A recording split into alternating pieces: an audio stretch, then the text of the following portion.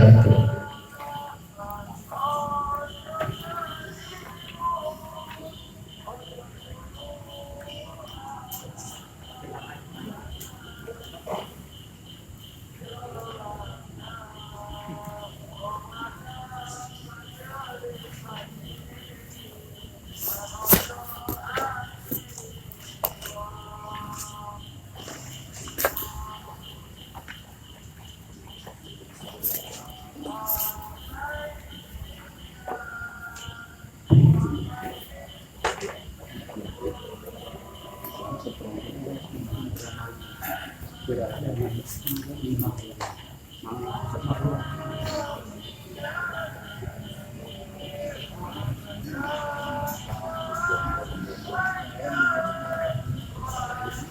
Assalamualaikum warahmatullahi wabarakatuh.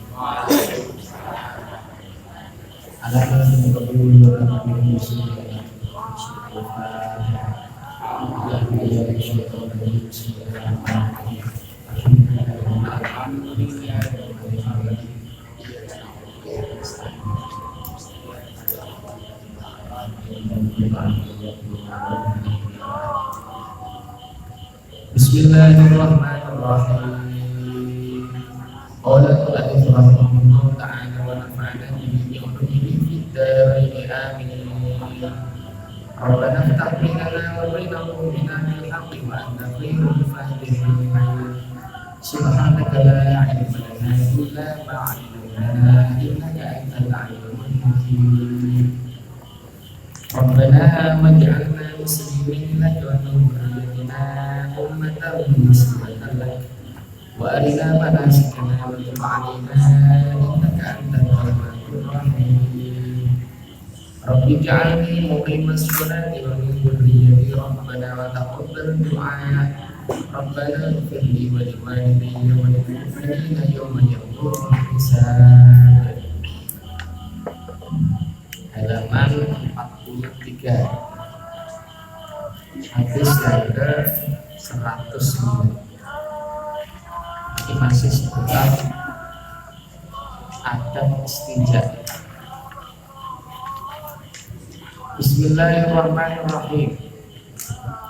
Wa an Abi Hurairah radhiyallahu anhu qala qala Rasulullah sallallahu alaihi wasallam istanzibu minal qawli fa inna 'amata 'adabil qabri min rawahu ad-Darimi. Wa an Abi Hurairah, setelah hadis sahih sahabat Abu Hurairah radhiyallahu anhu qala, sahabat Abu Hurairah nate qala sampun paring dawuh sapa Rasulullah sallallahu alaihi wasallam. Jadi kanjeng Nabi ngene, istanzibu amrih bersio sapa sira ai putruhu an-nuhlus dari amrih bersih tuntaskanlah bersih tuntaskanlah minal bawli saking bulu air kencing fa'inna alasane fa'inna amata adabil qabri kronos tuhune akeh-akeh siksa minggu niku saking perkara rawan tadi hadis ada sedang ada di zaman bahasa Indonesia dari Abu Hurairah radhiyallahu anhu bahwa Rasulullah SAW bersabda, sucikanlah dirimu dari air kecil karena kebanyakan siksa kubur itu berasal darinya. Riwayat ad-Darimi. Dan hadis ini untuk beberapa hadis yang bersami. Nah, ini disebut dengan istanzibu. Dan oleh hadis sana suatu hadis istanzibu. Tapi yang populer istanzibu. Jadi amrih bersih. Bahasa Indonesia maksimalkan mensucikan minal bauli saking. Ini berarti ada perhatian khusus dari Rasulullah SAW. Ini betul Bapak Ibu. Kalau persoalan kencing sering disepelekan, Padahal ini persoalan yang tinggal hadis sering disebut, termasuk hadis ini istilah sebutan nah itu sendiri dituntaskan. Jadi jangan sampai ada yang tidak tuntas, sehingga khawatir pun itu ada najis yang pada akhirnya menjadikan sholat kita tidak sah. Maka hadis ini oleh ulama ini menunjukkan bahwa baulun nas atau baulun insan, air kecil manusia itu najis di ijma' ulama atas kesepakatan ulama. Nah, sama menungso ada sebagian yang mengatakan tidak najis. Hadis ini contoh Nabi pernah mengatakan tidak najis. Sebagian ulama mengatakan ini khusus naik kaya, ini kalau nomor ini obat, obat tadawi. Tapi kalau tidak untuk tadawi itu kembali kepada hukum asal najis. Tapi jumhur itu mengatakan seluruh uyuh itu najis, termasuk uyuh selain manusia. Bahkan sebagian saya ashab Imam Malik untuk mengatakan nah uyuh al-mahkul sing halal dimakan tidak sampai najis. Tapi hadis ini menunjukkan nek uyuh menungso, khusus uyuh menungso ini ijma ulama najis. Nanti sampai untuk hadis seperti ini. Terus bagaimana kita ini beristinja? Bagaimana kita ini maksimal dalam suci dicek. Yang pertama jangan sampai istinja riyen saat ini tuntas. Terus dimaksimalkan sendiri. Setelah medal ditunggu. Terus sebagian ulama ngaring solusi denem. Bibit tanah ini bisa melakukan denem. Marai menekan otot di daerah kemaluan. Sangat maksimal lagi ini pun istinja atau sesuatu apa ini tuntas ke dulu. Istanzil minal bawl. Fa inna amata ada bil qabri. Kata Nabi, karena kebanyakan seksa kubur itu ya dari kencing. Hadis ini populer. Rawahu ad-Darqutni, hadis ini disebut dengan oleh Imam ad-Darqutni. Hadis ini mungkin menutup bila ada bil qabri itu hakun. Seandainya seksa kubur tidak ada, tidak mungkin ngaji Nabi kok kata saya. Loh apa ada Pak orang yang mengingkari seksa kubur? Sebagian orang ada yang berargumen ngeten Pak.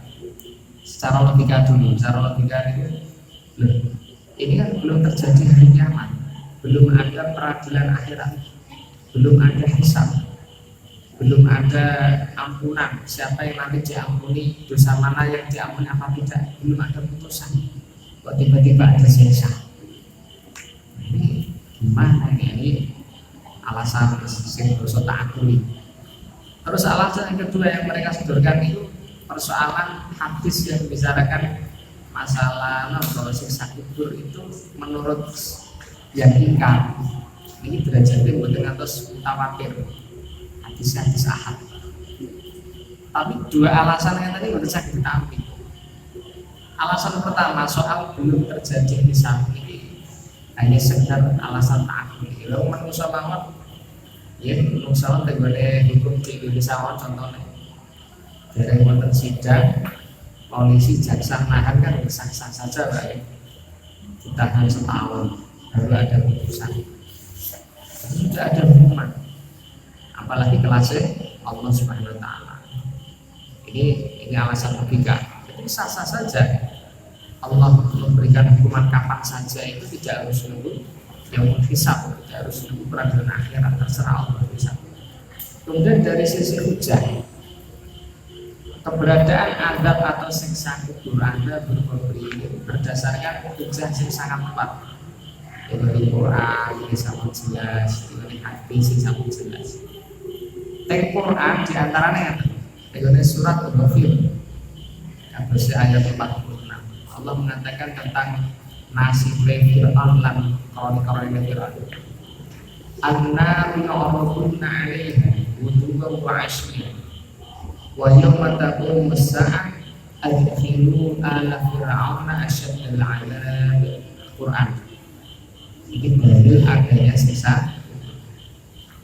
Annaru api neraka yu'raduna 'alaiha, Fir'aun dan tentaranya atau pengikutnya itu dibakar di atas api neraka itu ghuduwwan wa 'ashiyyan, pagi dan sore. Terus pokoknya full 24 jam. Redaksinya sih hanya mengatakan ghuduwwan wa 'ashiyyan, tapi janjinya tidak hanya pagi dan sore. Terus pokoknya setiap saat disiksa terus. Yu'raduna 'alaiha ghuduwwan wa 'ashiyyan. Terus ayat wa yauma taqumu as-sa'ah adkhilu ala fir'aun asyaddal 'adzab.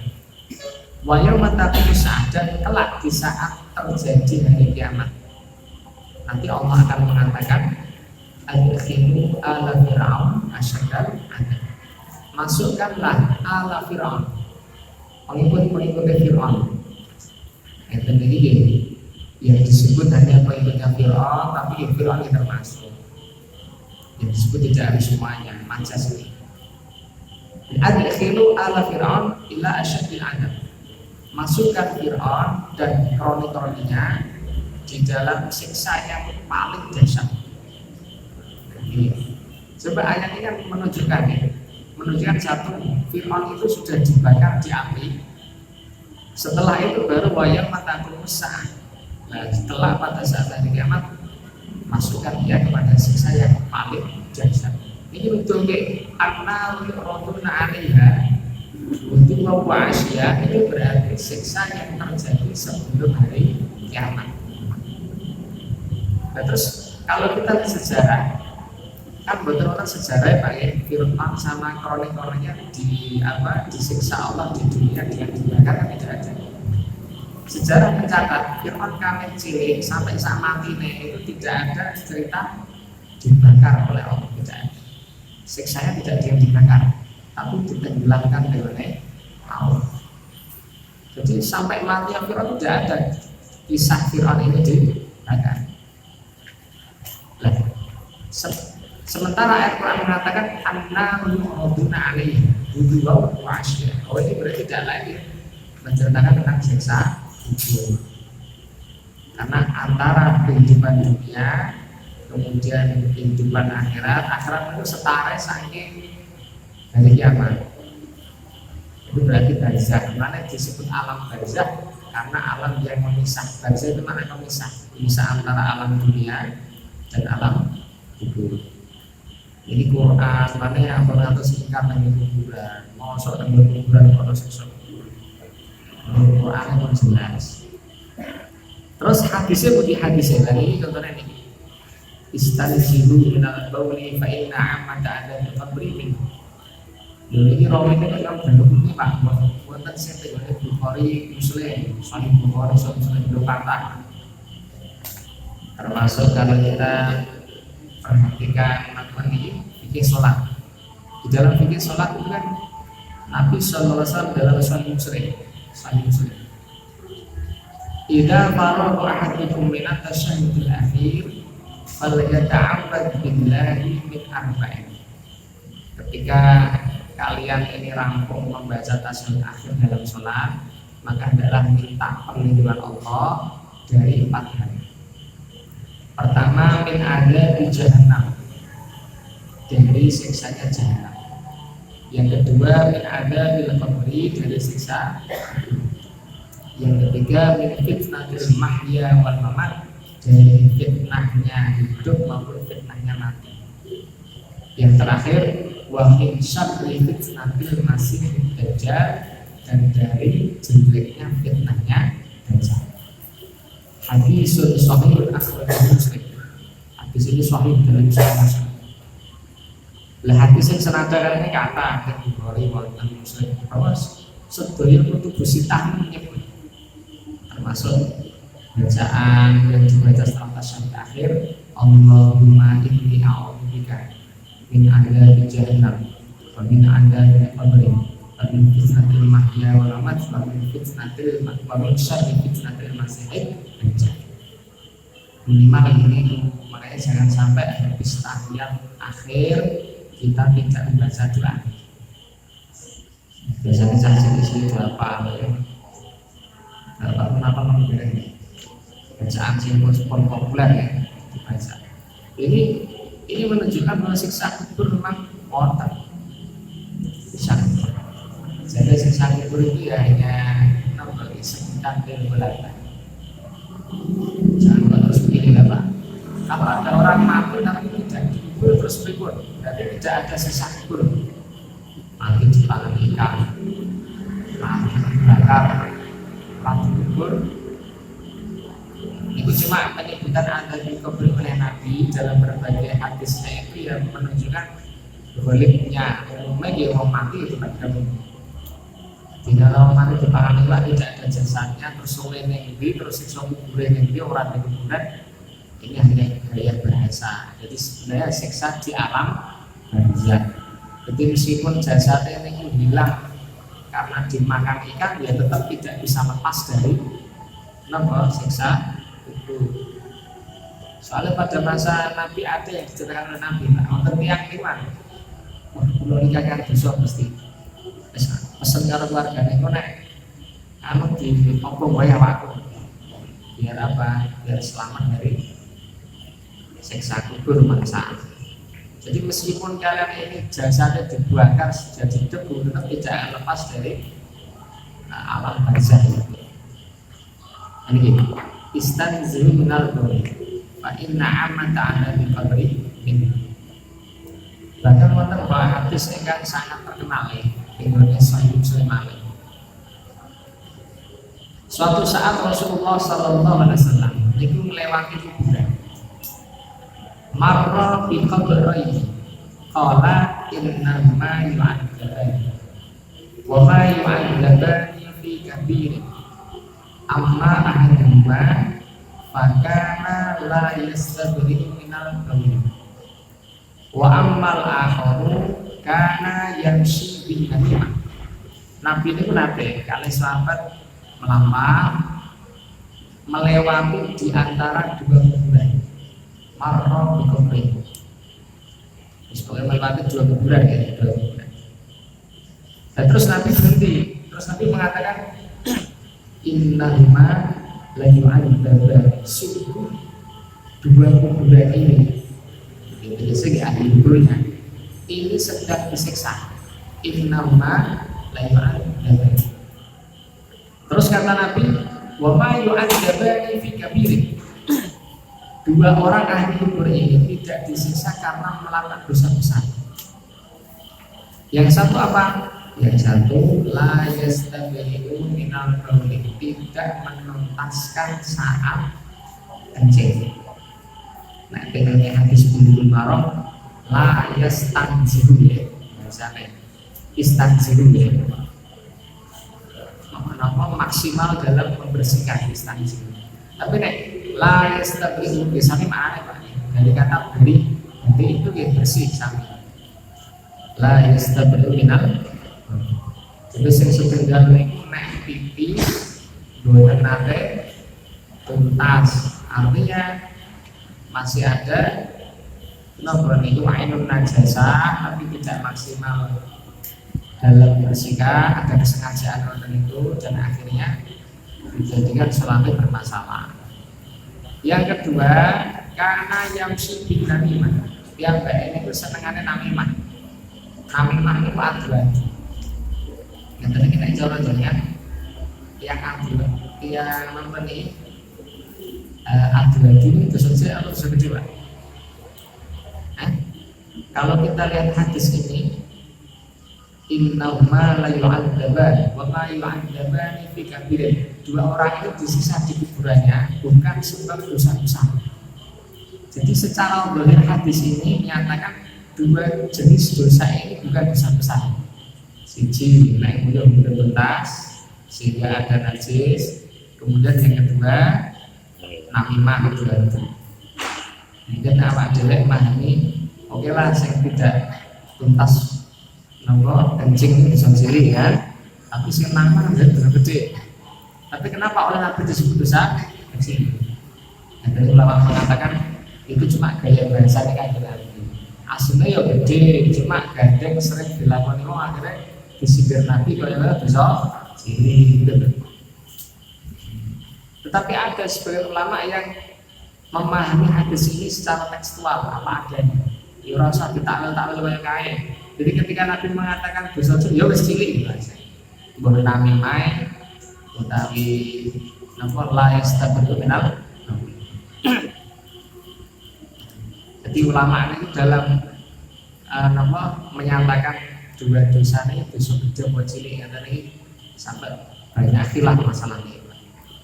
Ini bagi kita tidak begitu penting soal cilik gede pokoknya ini dosa. Jadi walhasil ini siksa kubur itu ada. Siksa kubur itu ada. Termasuk hadis ini kalau ini kita baca secara lengkap awal.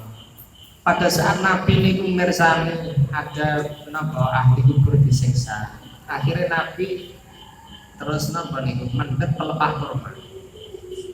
Pelepah kurma. Fa'akhadha jari datang perbatan. Terus Nabi itu mendet jari dan pelepah yang perbah yang masih basah. Terus pelepah kurma mendet ditugel. Fasyakko haris faini. Kemudian disigar sekali.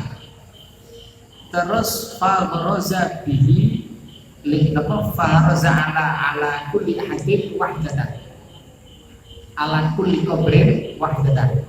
Pelepah kurma itu juga sing siji ditancapno ning kuburan setunggale, sing siji ditancapno ning kuburan setunggale. Sahabat mengatakan kok mau ngoten kanjeng Nabi.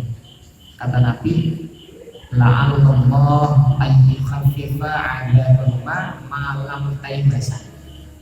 Aku berdoa semoga Allah meringankan siksa dua ahli kubur ini selama pelepah kurma ini dering-dering belum kering. Jadi terus akhirnya oleh karena itu contoh seandainya kita memakamkan ya kubur terus dikasih tanduran boleh kembang ngoten niku niat derek nama fa'alan Rasulullah sallallahu alaihi nah rata-rata kuburan kan boten dicari ya Pak ya tanduran tanduran itu derek apa yang dikejar oleh Nabi. Nek pun ditanggung pun dijabut. Coba nek tanduran sing tukul dhewe tapi nek tanduran sing sengaja ditandur untuk semoga Allah lewat nampun tanduran itu meringankan siksa. Ibnu Hajar al-Haytami itu sampai pernah mengulas hadis ini. Kenapa kok Nabi kok tidak cukup mendoakan, kok mawi ditancemi? Dan ini ulama diskusi panjang. Ada yang mengatakan sing dadekno siksa kubur diringankan ya cukup doane Nabi. Ora ono hubungane karo pelepah kurma. Tapi ulama mengatakan ora bisa. Tidak mungkin Nabi ini mengerjakan sesuatu yang tidak ada tujuannya. Berarti loro-loro ini orang perlu naik sisi dulu nih kasih Nabi. Nomor loro itu pelepah kurma ini wow. Terus apa makna dari pelepah kurma itu? Jadi belajar sebab tanduran menikah selama masih hidup dia selalu bertasbih.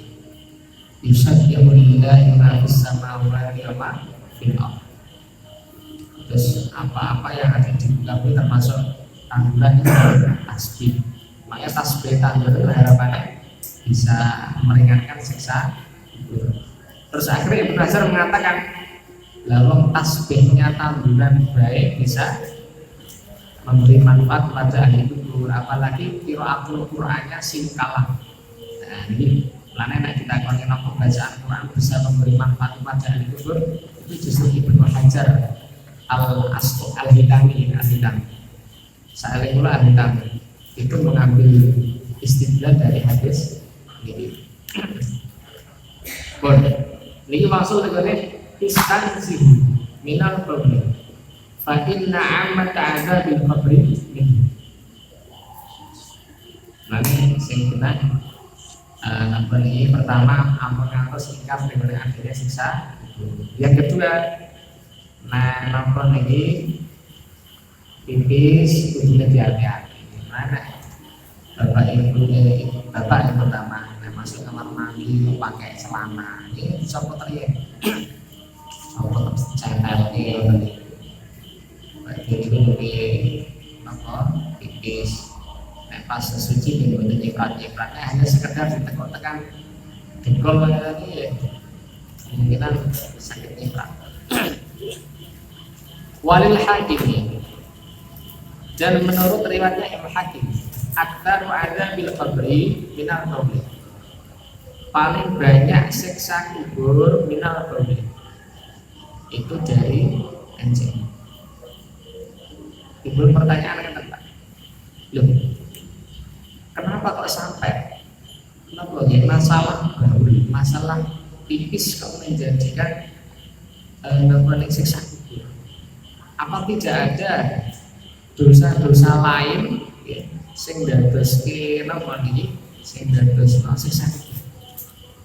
Padahal jelasnya Pak, sisi salahnya itu sebenarnya kan ketika kita teledor kurang maksimal dalam bersuci ya, kurang maksimal sehingga menjadikan sebagian dari percikan air kencing ini mengenai kita dan kita sholatnya tidak sah. Cuma selama kita tidak tahu kan tidak ada masalah. Kenapa kok sampai persoalan kencing menjadi masalah gede? Coba saat ini misalkan ya di kamar mandi, nyata-nyata sarungnya pakaiannya kena percikan kencing, tapi kan tidak tahu.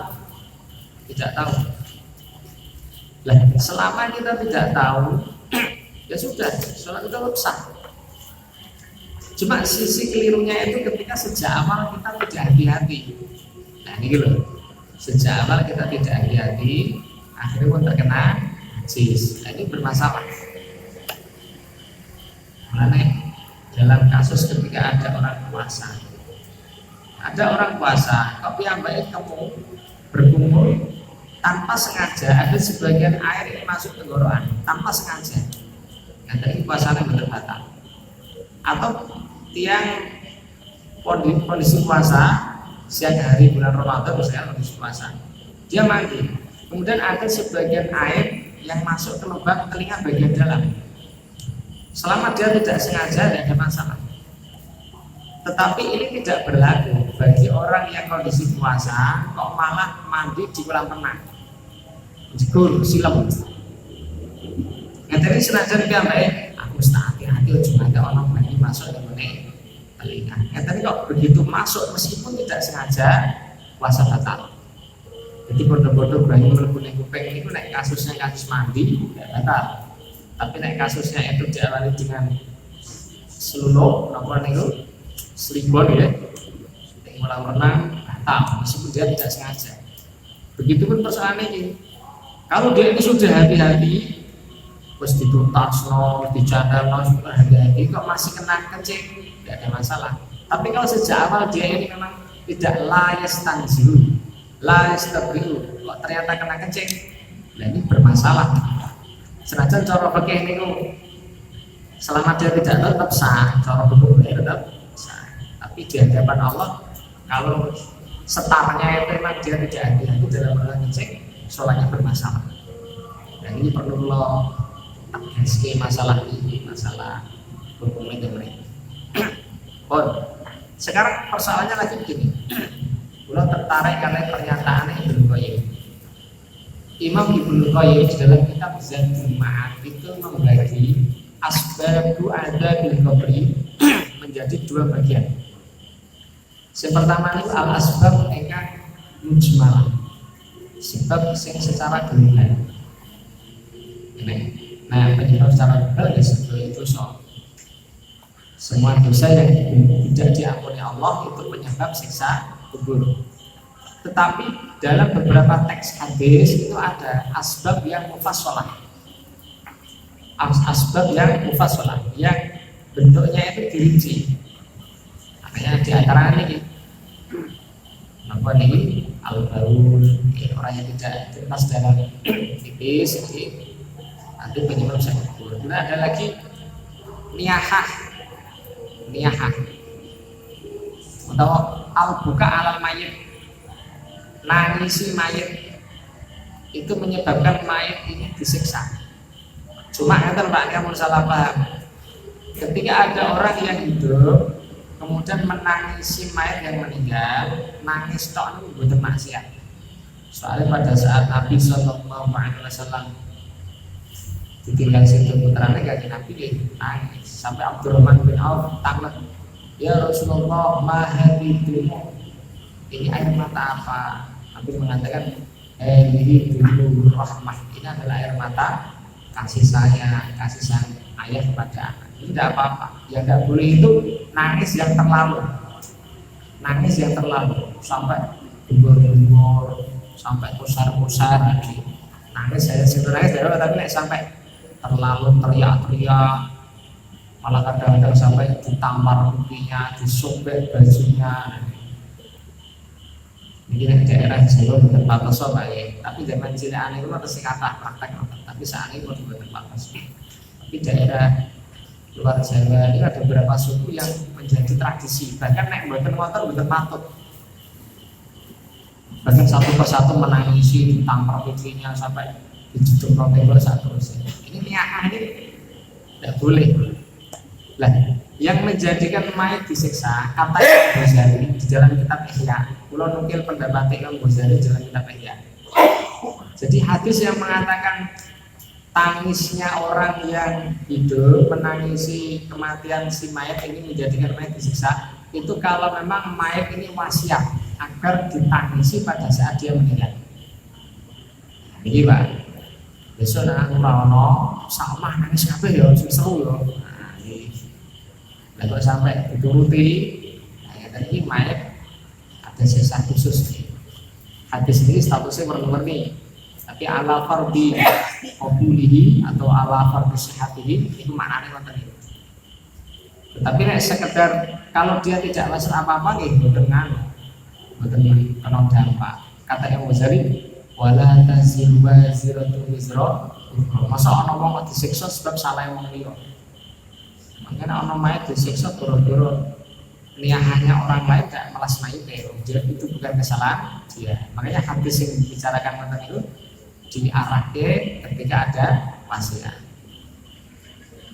Terus beberapa hadis nama ini penyebab siksa kubur wonten itu satu fasalah disebut oleh Imam Ibnu Qayyim di dalam kitab Zadul Ma'ad. Lalu sekali lagi kita sing atas ampun nyepeleke masalahnya. Aksaru ada kabri minal ton. Wa an Suraqah ibni Malik, dari Suraqah ibni Malik qala radhiyallahu anhu, berkata Suraqah ibni Malik,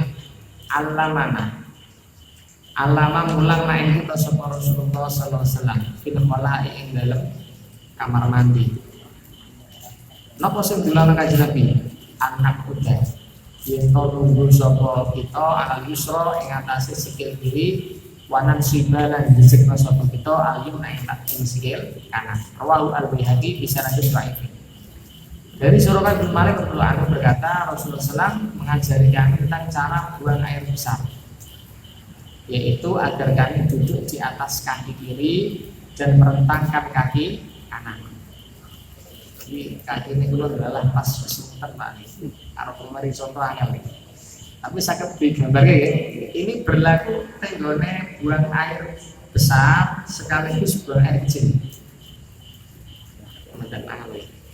Aduh, sebentar nih. Terus duduk, kaki yang kiri madan jinjit, kaki yang kanan diangkat. Akan, paham ya?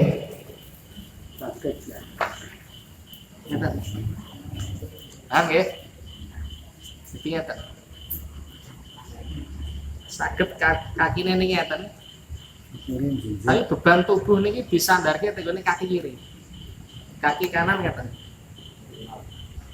Karo ngeten. Biasanya ora. Tapi kebangetan mau nggone bisi kok ngeten. Jadi bisa seperti ini biasanya awalnya enteng yang tadi biasanya enteng. Tapi nek awalnya malah abot bisa lagi. Tapi yang jelas tubuh ini disadarkan dengan kaki kiri. Ini betul. Alasan apa? Sebelah kanan itu terlalu mulia untuk nyonggo awak kanggo kepentingan bucal. Makanya kaki kanan dia seperti itu.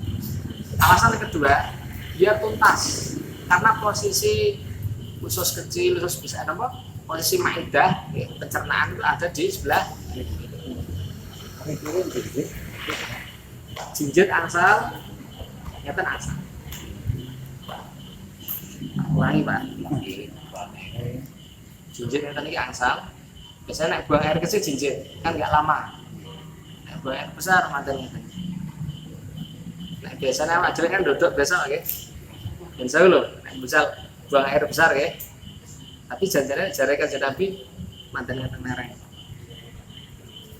Kalau libur Besar ini malah keluar ya, gitu sakit praktek. Makanya si paling saya jadi duduk yang biasa di sini. Makanya dulu sakit praktek ini anak Yusra, anak Sibal gimana?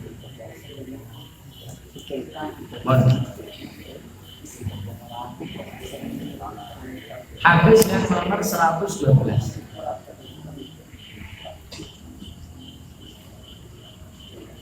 Terus yang ketiga, persoalan pipis ini pipis.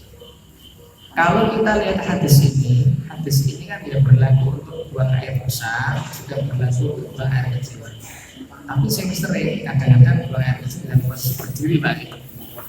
Yang jelas, kita minat itu ada kajian Nabi Muhammad SAW naik bucal air kecil, itu tetap lebih banyak dengan dodol.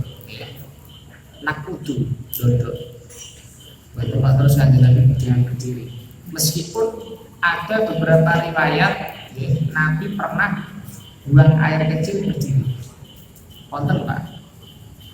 Belum harus tinggalnya apa nih Majmu' Syarah Muhadzab. Itu ada riwayat Nabi itu pernah buang air kecil berdiri. Tapi cuma sekali atau dua kali, tidak berkali-kali. Sering nonton itu dengan jongkok, betul berdiri. Cuma seandainya. Terus hadis yang menunjukkan Nabi berdiri itu oleh ulama dikaji. Nah, jadi Imam Nawawi.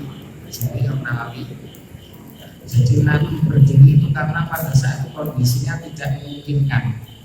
Bagian tempat yang jadikan Nabi lagi buang air kecil itu sore wonten zabalah, wonten sampah-sampah.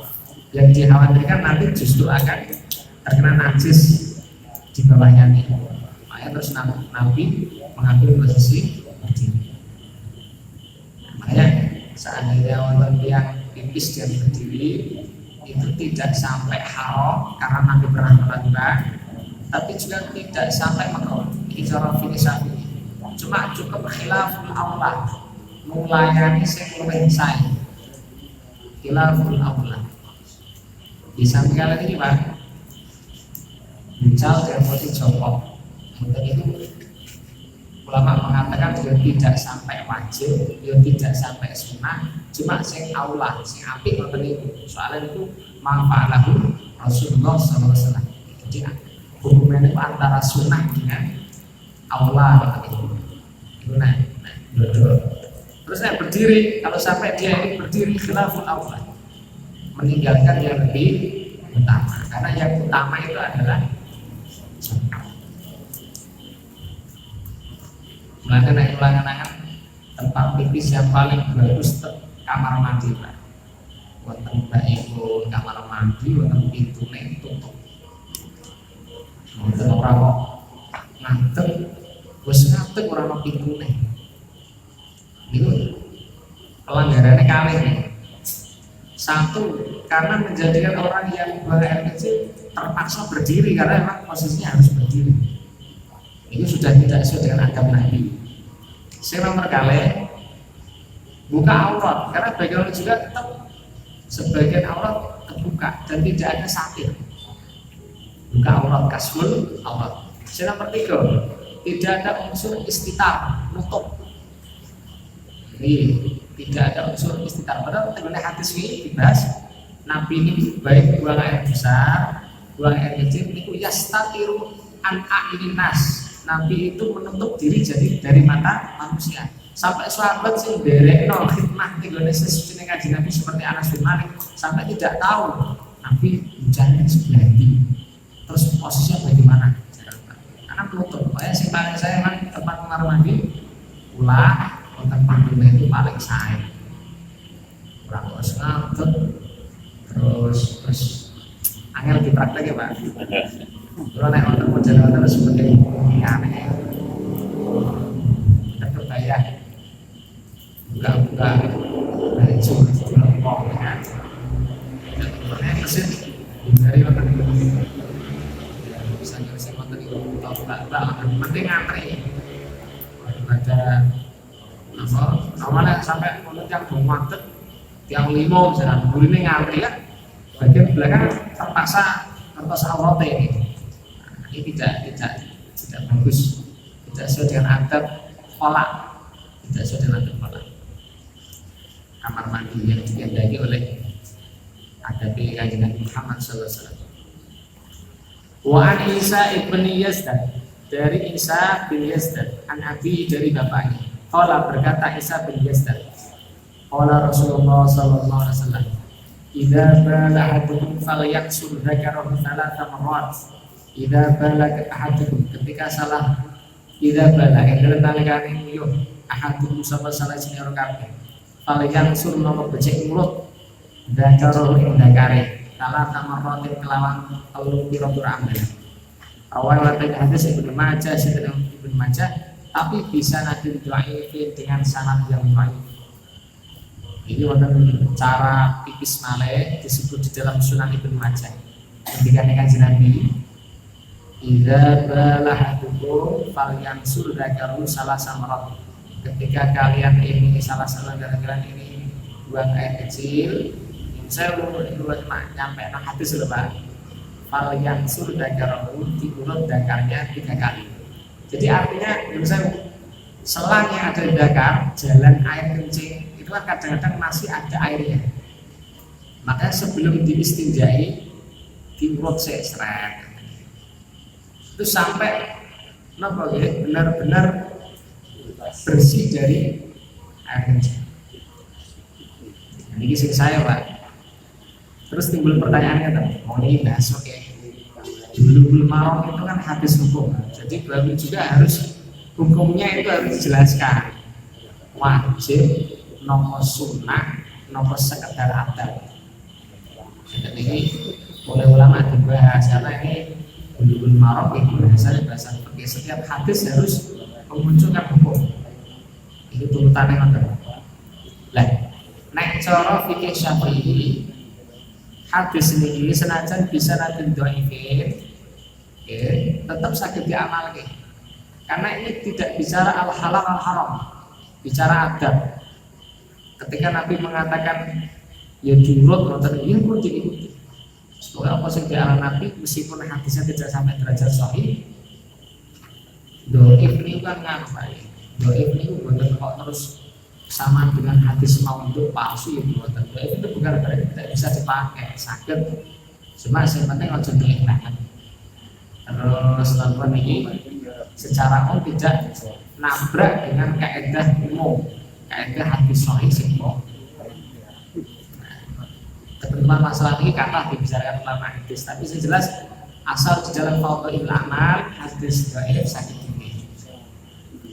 Lah mana cara fikih Syafi'i urut itu hukumnya sunnah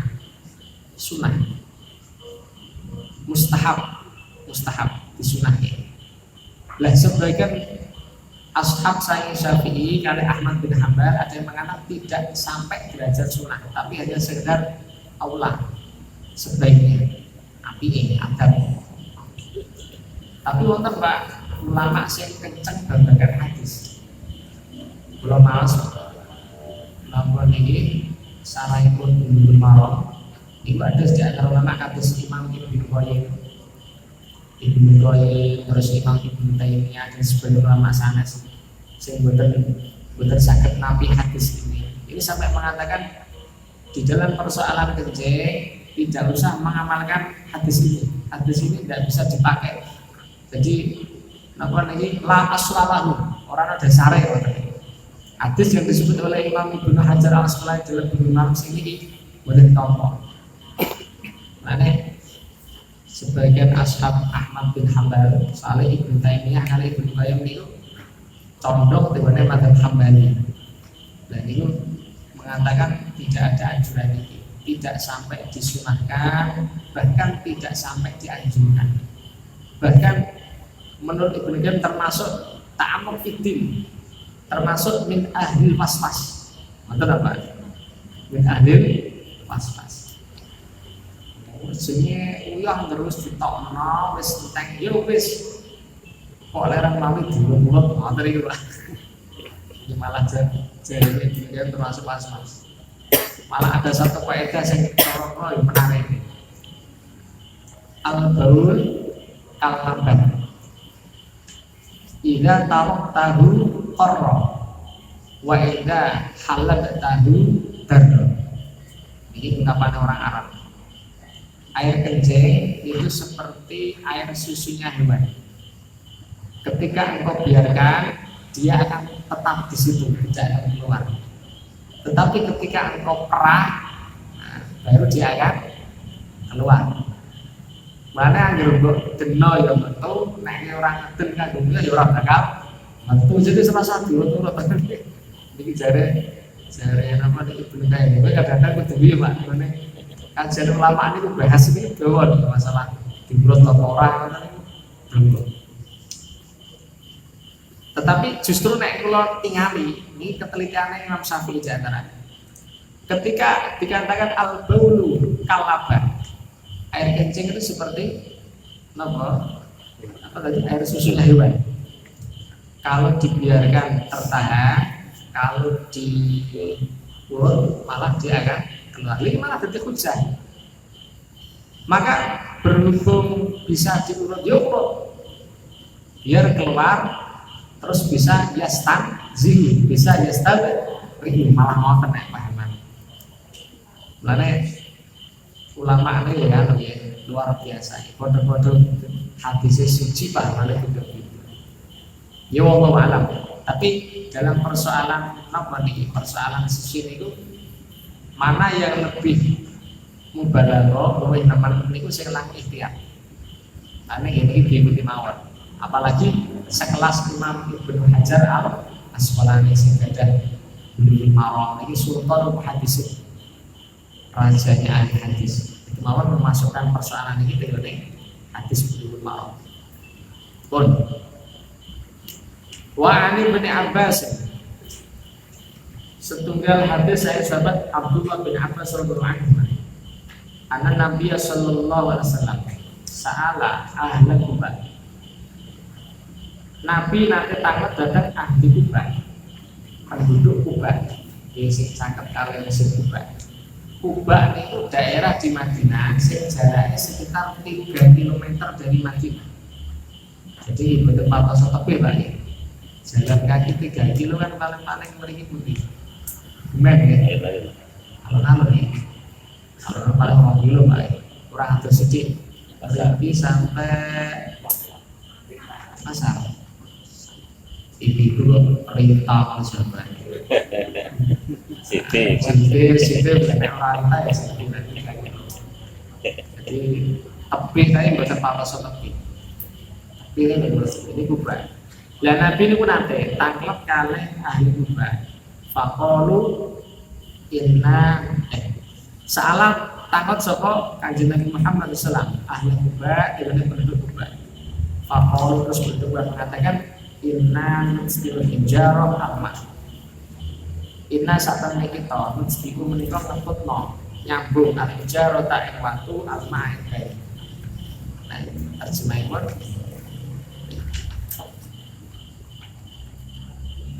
ini hadis sekirang Pak ya. Istilah wonten innallaha afna ahla Kuba.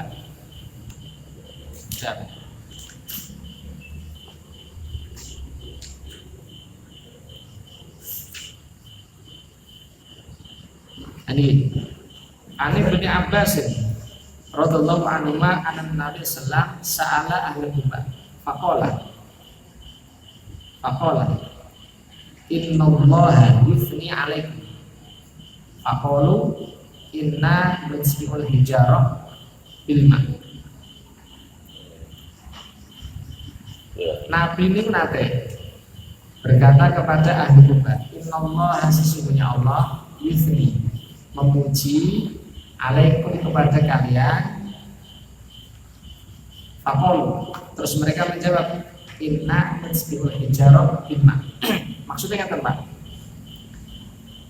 di antara sahabat itu wonten sing dipuji Gusti Allah lewat Quran. Tenggone ayat fihi rijali yuhibbuna ayyatatahharu. Ini surat nomor 20 malah dari sempat mantesi.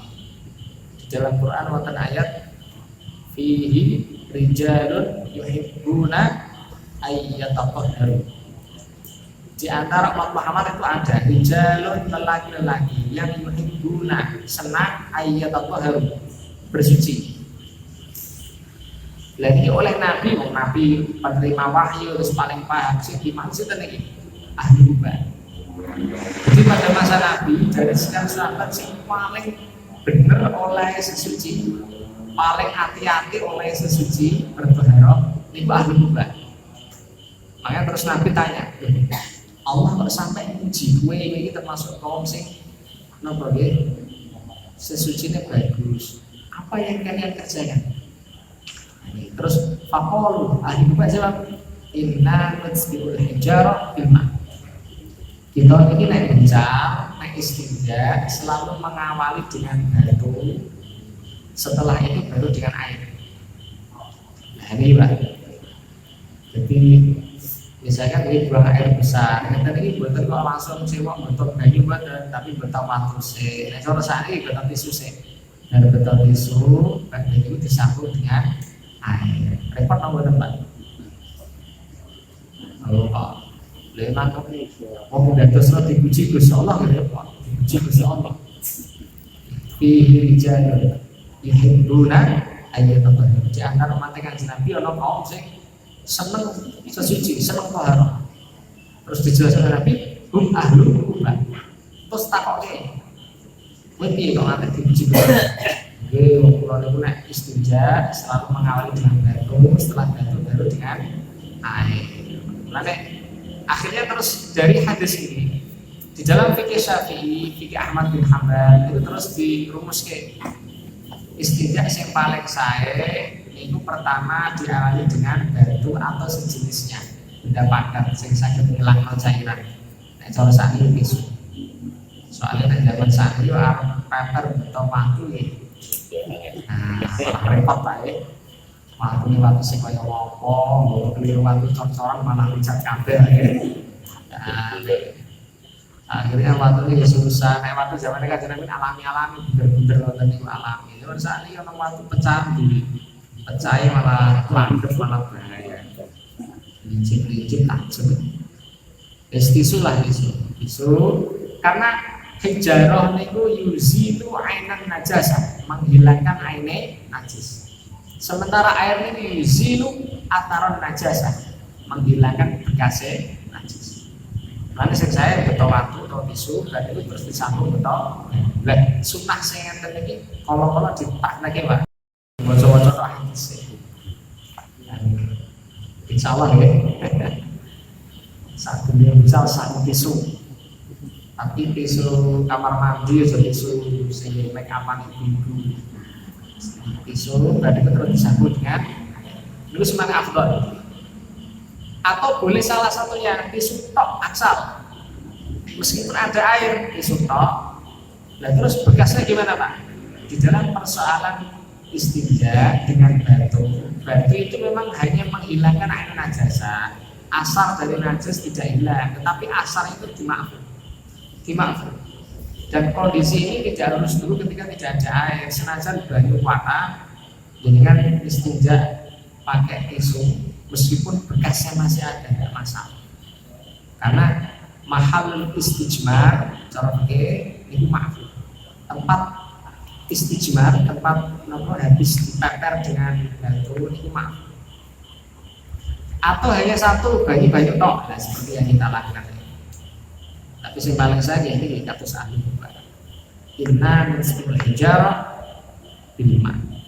Kalau orang dipraktekkan ini, tapi bolak-balik hadis ini dikritik Pak. Siapa sih kritik? Ibnu Qayyim. Ibnu Qayyim itu kritis ya Pak. Ibnu Qayyim daripada kita Zadul Ma'ad itu. Ini kan ahli kubah. Itu kan Nabi. Apalagi ini Rawahu Al-Bazzar, sing nglakoni Mas Bazar. Bazar. Tapi sana Mas Bazar Soka.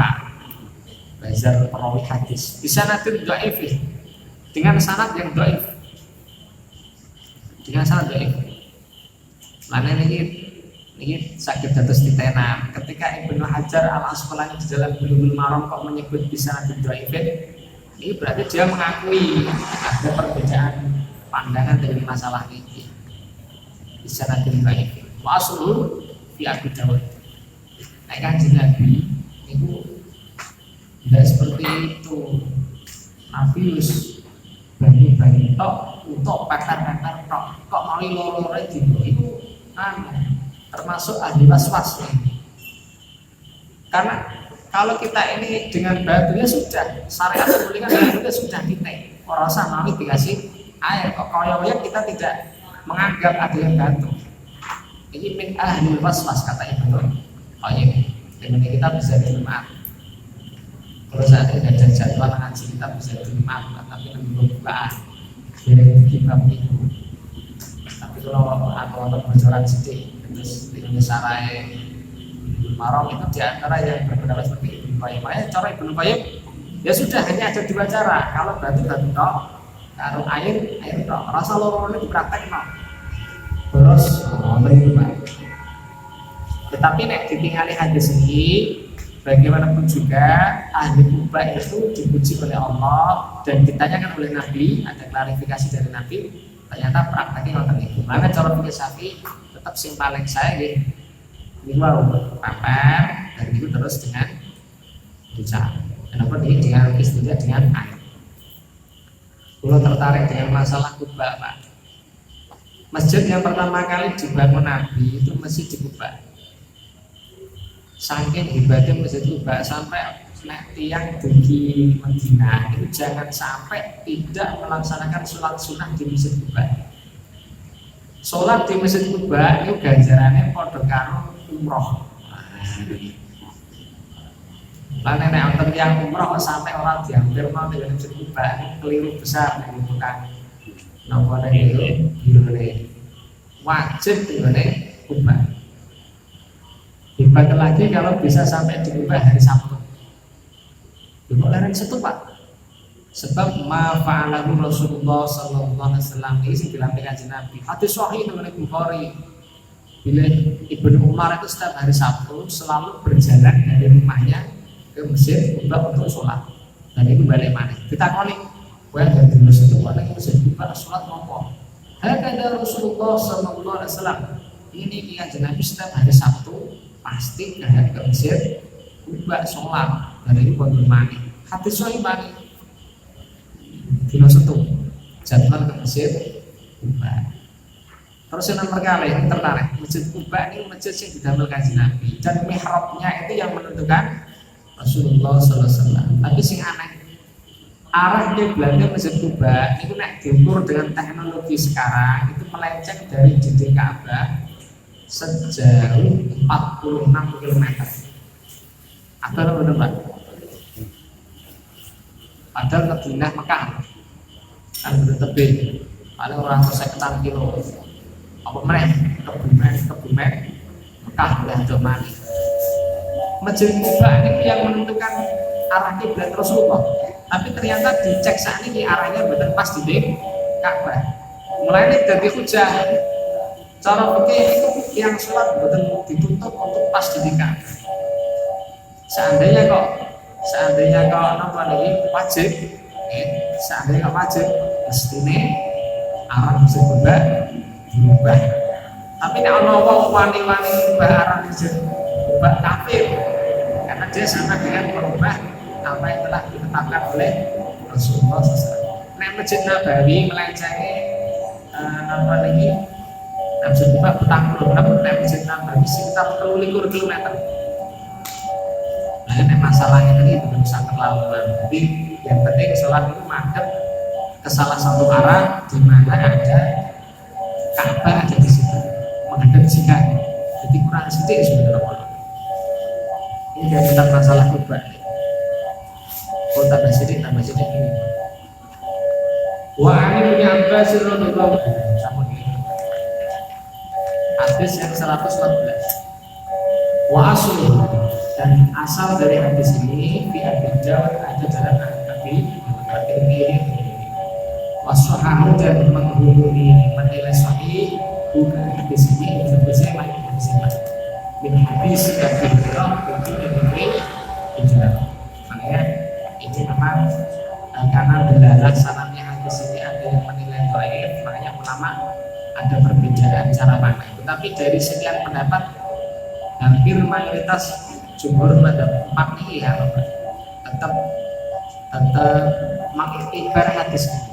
Yang paling saya ini pakai nomor baru atau semisalnya dan ini disempurnakan dengan amin. Ya hasil kesimpulannya dengan masalah ini mau kita atas pas istinja harus benar-benar diperhatikan terutama ketika pipis. Ini berusaha adab-adab yang diajarkan Nabi SAW dipenuhi. Itu saya diamalkan ya Allah. Assalamualaikum warahmatullahi wabarakatuh. Subhanallah wa bihamdihi asyhadu an la ilaha illallah